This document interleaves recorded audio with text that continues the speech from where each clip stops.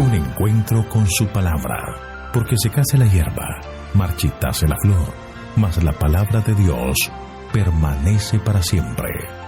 Con ustedes, el doctor José Ricardo Arias Quintero.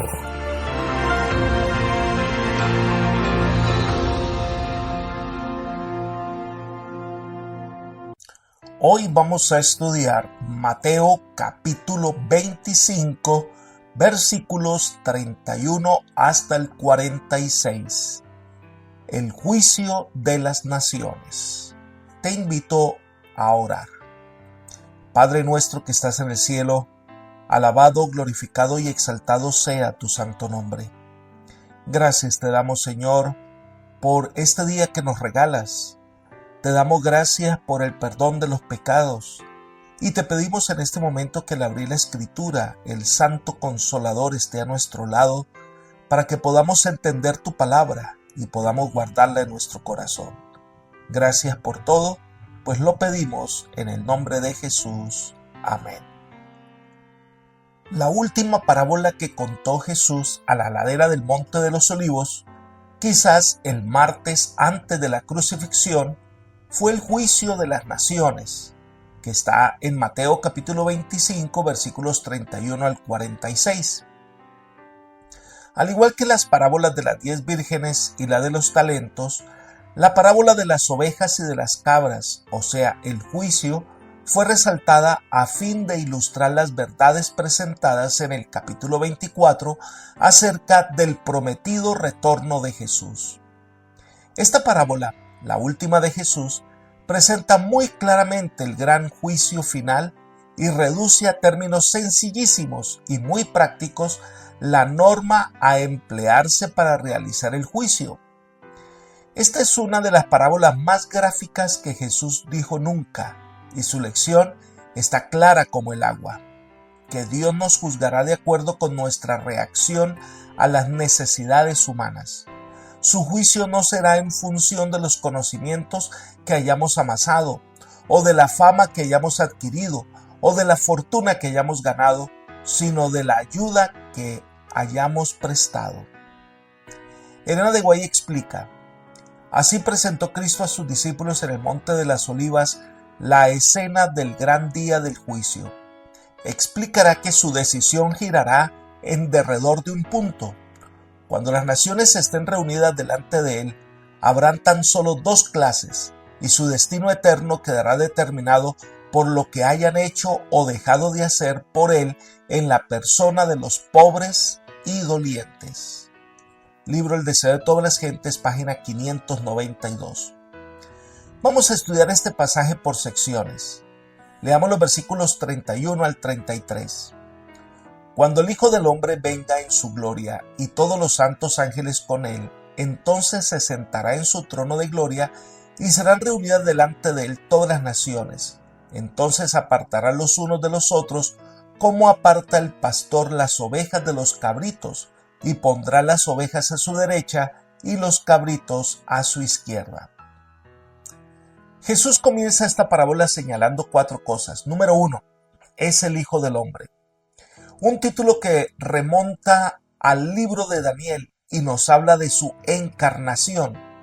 Destaca el milagro por el cual el Creador y la criatura se unieron en una persona divino-humana.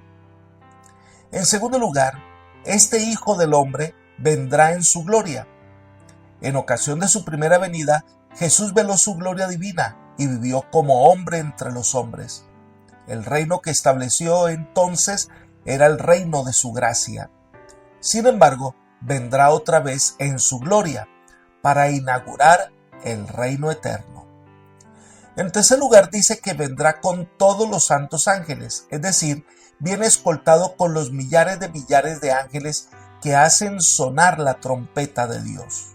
En cuarto lugar, se sentará en su trono de gloria. Cristo estaba en el trono del universo antes de su encarnación. Se humanó para salvar al hombre.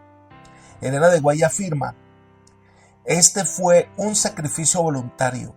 Jesús podría haber permanecido al lado del Padre, podría haber conservado la gloria del cielo y el homenaje de los ángeles, pero prefirió devolver el cetro a las manos del Padre y bajar del trono del universo a fin de traer luz a los que estaban en tinieblas y vida a los que perecían. Libro El deseo de todas las gentes, página 14. Cuando ascendió al cielo fue entronizado otra vez. Los ángeles cantaban al Rey de Gloria que había vencido. Y la señal de su entronización fue el derramamiento del Espíritu Santo a los discípulos. Elena de Guay afirma: cuando Cristo entró por los portales celestiales, fue entronizado en medio de la adoración de los ángeles. Tan pronto como esta ceremonia hubo terminado, el Espíritu Santo descendió sobre los discípulos en abundantes raudales, y Cristo fue de veras glorificado con la misma gloria que había tenido antes con el Padre desde toda la eternidad. El derramamiento pentecostal era la comunicación del cielo de que el Redentor había iniciado su ministerio celestial. Libro Hechos de los Apóstoles, página 31. Pero en este sencillo relato nos transporta también a la entronización final de Cristo después del milenio. La coronación final y la entronización de Cristo como Rey del universo ocurrirán al final del milenio, en presencia de todos los que son súbditos de su glorioso reino y los que se han negado a serle leal. Por otra parte, es interesante que se trata de un juicio universal.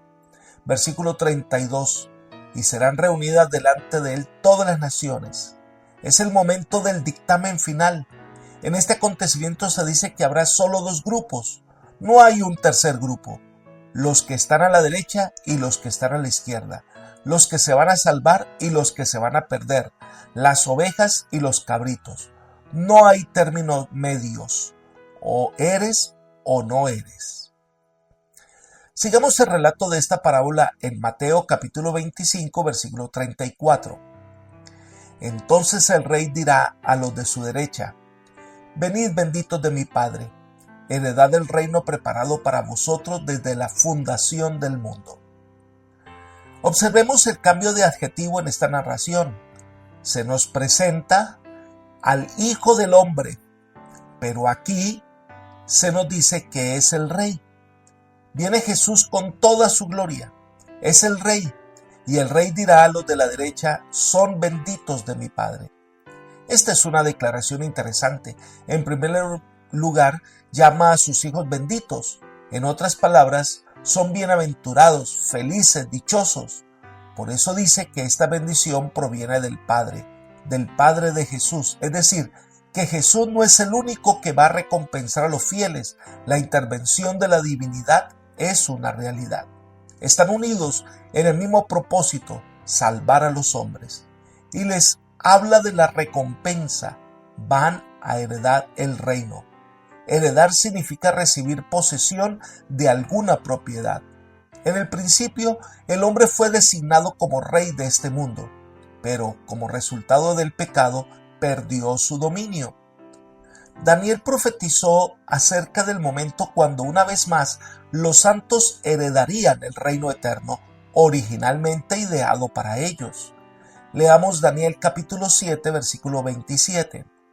Y que el reino, el dominio y la majestad de los reinos debajo de todo el cielo sean dados al pueblo de los santos del Altísimo, cuyo reino es reino eterno, y todos los dominios los servirán y obedecerán. El plan original de Dios para este mundo, transitoriamente interrumpido por la entrada del pecado, finalmente culminará con éxito, y la voluntad divina será suprema en esta tierra, así como lo es en el cielo. La razón de esta recompensa la leemos en Mateo capítulo 25, versículos 35 y 36.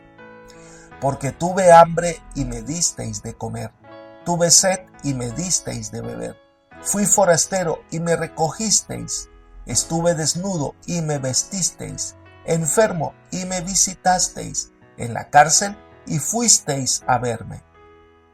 La gran prueba final tiene que ver con el grado al cual se han aplicado los principios de la verdadera religión a la vida diaria, especialmente en relación con los intereses y las necesidades de otros. En toda la Biblia, Cristo nos ha hablado de nuestra actitud hacia las personas necesitadas, hacia los menos afortunados. Elena de White dice: en torno de nosotros por todas partes se oyen los lamentos de tristeza del mundo. Por doquiera están los necesitados y afligidos. A nosotros nos toca ayudarlos a aligerar y suavizar las durezas y las miserias de la vida. Libro Palabras de Vida del Gran Maestro, página 343. La obra práctica es más valiosa que solo meros sermones. La mejor manera de presentar el Evangelio de Cristo es siendo prácticos. Elena de White sigue diciendo en el mismo libro, la página 344, lo siguiente: hay muchas personas que han perdido la esperanza. Devolvedles la luz del sol. Muchos han perdido su valor. Habladles alegres palabras de aliento, orad por ellos. Hay personas que necesitan el pan de vida. Leedles de la palabra de Dios. Muchos están afectados de una enfermedad del alma que ningún bálsamo humano puede alcanzar y que ningún médico puede curar. Orad por esas almas. Llevadlas a Jesús. Decidles que hay bálsamo en Galaad y que también hay allí médico. Libro Palabras de Vida del Gran Maestro, página 344. Nuestra obra será mucho más efectiva si imitamos a la obra que Jesús hizo cuando estuvo en la tierra. Pero hay algo interesante en la reacción de aquellos que reciben esa recompensa. Leamos los versículos 37 al 39 de Mateo capítulo 25. Entonces los justos le responderán diciendo: Señor, ¿cuándo te vimos hambriento y te alimentamos, o sediento y te dimos de beber? ¿Y cuándo te vimos forastero y te recogimos, desnudo y te vestimos? ¿O cuándo te vimos enfermo o en la cárcel y fuimos a verte? El espíritu y la práctica del servicio abnegado se habían convertido de tal modo en hábitos de los justos que respondían automáticamente a las necesidades de sus prójimos. Es decir, ellos no llevaban cuenta de cuántas obras buenas habían hecho, no reclamaron reconocimiento por haber trabajado en favor de los menos afortunados. Su servicio estaba basado en el amor, era un amor desinteresado, era fruto del Espíritu Santo en su favor. Obraron no para ganar el reconocimiento del mundo, obraron como resultado de su vida de entrega al Señor. Era para ellos algo natural. Elena de White comenta: aquellos a quienes Cristo elogia en el juicio pueden haber sabido poca teología, pero albergaron sus principios por la influencia del Espíritu Divino. Fueron una bendición para los que lo rodeaban. Libro El Deseo de Todas las Gentes, página 593. Puede ser que no sean expertos en conocimiento teológico, pero en su vida reflejaron el amor de Dios, el espíritu de servicio. Lo hacían desinteresadamente, como una respuesta del amor de Dios a los necesitados. Entonces el Señor les explica, versículo 40. Respondiendo el rey les dirá: de cierto os digo, que en cuanto lo hiciste a uno de estos mis hermanos más pequeños, a mí lo hicisteis. La obra que se hace en favor de otros es como el servicio que se le presta directamente al Señor. Un servicio hecho por amor y al prójimo es la mejor evidencia de ser verdaderos cristianos. Qué consolador es pensar que Cristo se identifica con sus escogidos a tal punto que cualquier cosa que los afecta a ellos le afecta a Él personalmente. No podemos sentir ningún dolor o chasco, no podemos experimentar ninguna necesidad sin que Cristo simpatice con nosotros. Al tener en cuenta las necesidades de otro, reflejamos este mismo aspecto del carácter divino.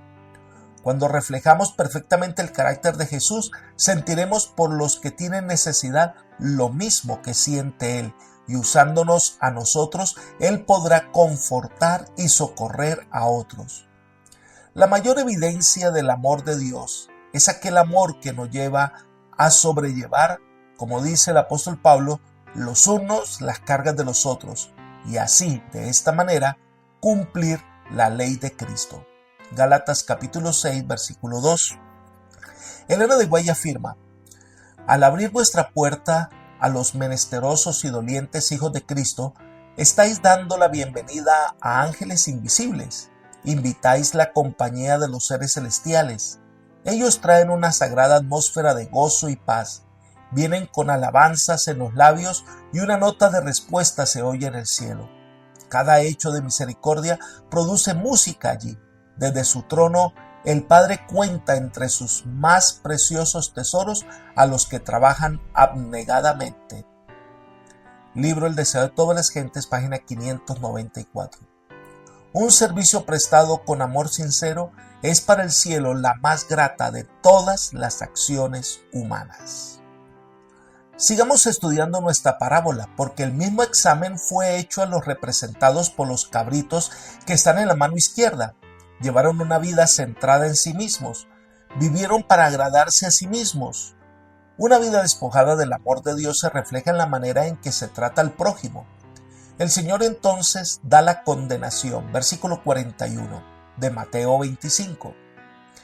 Entonces dirá también a los de la izquierda: apartaos de mí, malditos, al fuego eterno, preparado para el diablo y sus ángeles. El Señor dicta la sentencia a los que están a la izquierda y lo hace diciéndoles: apartaos, es decir, ustedes no tienen parte conmigo, y además los llama malditos. Esta es una palabra fuerte. No son dignos de la bendición de Dios, y les habla que son enviados al fuego eterno. Esta frase puede confundir cuando no miramos el mensaje de la Biblia como un todo. En primer lugar, la destrucción final sobre esta tierra será por medio del fuego. Segundo de Pedro 3:7 así lo afirma. Pero los cielos y la tierra que existen ahora están reservados por la misma palabra, guardados para el fuego en el día del juicio y de la perdición de los hombres impíos. Sigamos con el versículo 10. Pero el día del Señor vendrá como ladrón en la noche. Entonces los cielos pasarán con gran estruendo, los elementos ardiendo serán deshechos, y la tierra y las obras que en ella hay serán quemadas. Después del milenio, el fuego caerá del cielo para destruir a todos los malvados.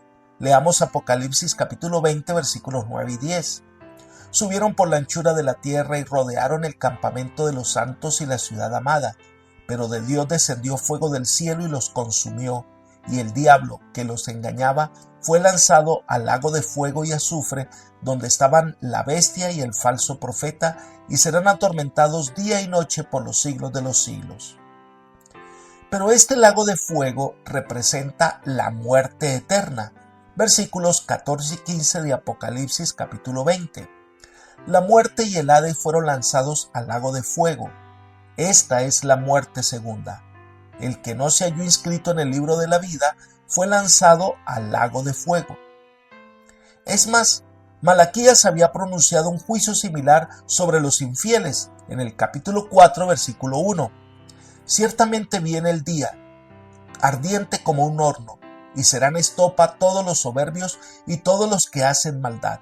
Aquel día que vendrá los abrazará, dice Jehová de los ejércitos, y no les dejará ni raíz ni rama. Así que cuando Jesús venga en las nubes de los cielos, la tierra será destruida por medio del fuego. Ahora, cuando habla del fuego eterno, no está hablando de la cualidad del fuego en sí, sino de lo que hace el fuego, que es la destrucción para siempre de todo. No es que el fuego no tendrá fin, sino que el fuego arderá hasta el fin de lo que consume para siempre. Un ejemplo de esto es el fuego eterno que destruyó a Sodoma y Gomorra. En el libro de Judas, el versículo 7 dice lo siguiente: también Sodoma y Gomorra y las ciudades vecinas, las ciudades de la misma manera que aquellos, habiendo fornicado, ido en pos de vicios contra la naturaleza, fueron puestas por ejemplo, sufriendo el castigo del fuego eterno. Sodoma y Gomorra fueron destruidas para siempre. Por eso el fuego eterno representa la muerte segunda, la muerte eterna. Pero Jesús dice que este fuego eterno está preparado para el diablo y sus ángeles. El fin del diablo y de sus ángeles ya se ha decidido. Estos seres que no guardaron su dignidad están destinados a perecer en el fuego del día final. Todos los que sigan su ejemplo de rebelión sufrirán el mismo fin. ¿Cuál es la razón para recibir esta maldición? Leamos los versículos 42 y 43 de Mateo capítulo 25. Porque tuve hambre y no me disteis de comer, tuve sed y no me disteis de beber, fui forastero y no me recogisteis, estuve desnudo y no me vestisteis, enfermo y en la cárcel y no me visitasteis. Los que son representados a la izquierda no habían comprendido la realidad del Evangelio, no habían aprendido la gran verdad de que el genuino amor a Dios se revela en el amor a los hijos de Dios que sufren. La verdadera religión comprende más que aceptar pasivamente ciertos dogmas. Elena de White afirma: los que están a la izquierda de Cristo, los que le han descuidado en la persona de los pobres y dolientes, fueron inconscientes de su culpabilidad. Satanás los cegó, no percibieron lo que debían a sus hermanos, estuvieron absortos en sí mismos y no se preocuparon por las necesidades de los demás. Libro El deseo de todas las gentes, página 594. Estas personas solo vivían para satisfacer sus propias necesidades. Nunca pensaron en el prójimo, nunca pensaron en vivir un evangelio práctico. Estaban encerrados en sus propios asuntos y se olvidaron de los dones que Dios nos da. Los privilegios que tenemos se nos confían para servir. Entonces, ante la acusación que hace el Señor, ellos reaccionan. Versículo 44. Entonces también ellos le respondieron diciendo: Señor, ¿cuándo te vimos hambriento, sediento, forastero, desnudo, enfermo o en la cárcel y no te servimos? Esta es la triste realidad de un grupo que no aprendió sobre solidaridad, no aprendió a usar los dones en beneficio de otros. Solo querían recibir y no compartir. Pero también se revela esa faceta. Estaban dispuestos a ayudar a los demás si eso les reportaba algún reconocimiento. Es decir, no sería el resultado de servir por amor, sino que servían si eso les reportaba alguna ganancia o el aplauso o el reconocimiento de su obra. Quizás pensaban que eso les daría ganancia en el cielo. Es una llamada de atención a todos los que pretenden servir al Señor, pero que llevan las cuentas para ganarse el cielo. El Señor entonces responde en los versículos 45 y 46. Entonces le responderá diciendo: de cierto os digo, que en cuanto no lo hiciste a uno de estos más pequeños, tampoco a mí lo hicisteis. Irán estos al castigo eterno y los justos a la vida eterna. El menosprecio al prójimo trajo la condenación de parte del Señor y concluye Dios que en esto se diferencia el verdadero y el falso cristianismo. Los verdaderos hijos de Dios se evidencian por sus obras desinteresadas basadas en el amor. Elena de White hace una reflexión interesante. Muchos piensan que sería un gran privilegio visitar el escenario de la vida de Cristo en la tierra, andando donde Él anduvo, mirar el lago en cuya orilla se deleitaba en enseñar y las colinas y valles en los cuales sus ojos con tanta frecuencia reposaron. Pero no necesitamos ir a Nazaret, Capernaum y Betania para andar en las pisadas de Jesús. Hallaremos sus huellas al lado del lecho del enfermo, en los tugurios de los pobres, en las atestadas callejuelas de la gran ciudad y en todo lugar donde hayan corazones humanos que necesitan consuelo. Al hacer como Jesús hizo cuando estaba en la tierra, andaremos en sus pisadas. Libro El deseo de todas las gentes, página 595. Caminar con Jesús significa que nuestros corazones laten al unísono con el Señor. Apreciado amigo y hermano, al terminar nuestro estudio de este capítulo y al estudiar estas parábolas con una intención a evaluar nuestra condición espiritual, ¿realmente nuestra vasija está llena del poder del Espíritu? ¿Estamos activamente trabajando en la obra del Señor, desarrollando nuestros talentos, llevando esperanza a los afligidos, siendo las manos, los pies de Jesús en este mundo de dolor? ¿O nos estamos sirviendo a nosotros mismos? Ha llegado el día en que cada uno debe tomar en serio estas amonestaciones divinas. Venir al Señor para que haga su obra de transformación en nuestra vida. Que el Señor te bendiga y te guarde, y te guíe por sendas de paz, es mi oración por ti. Amén.